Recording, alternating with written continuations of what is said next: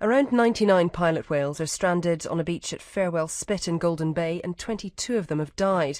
The pod of both juvenile and adult whales beached at around 11 o'clock this morning. Volunteers have been trying to keep the mammals cool and hope they'll float free on the high tide later tonight. For the latest, we're joined by DOC's area manager for Golden Bay, John Mason. Good evening. Good evening. So what is the latest on the stranding?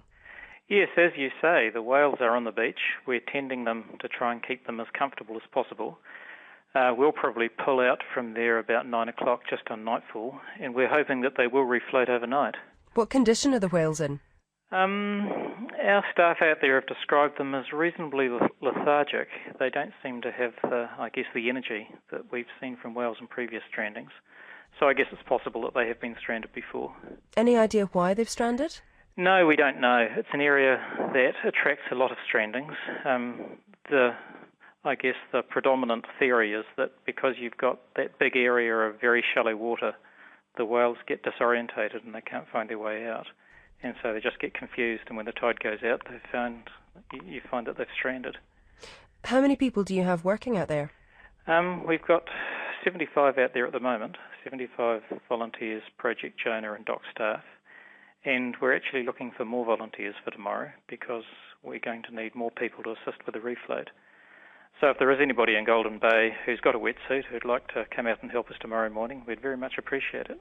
And so volunteers and DOC staff are trying to keep the mammals cool and damp as well? That's right, yes. We put wet sheets over them and then tip water over the sheets to keep them cool.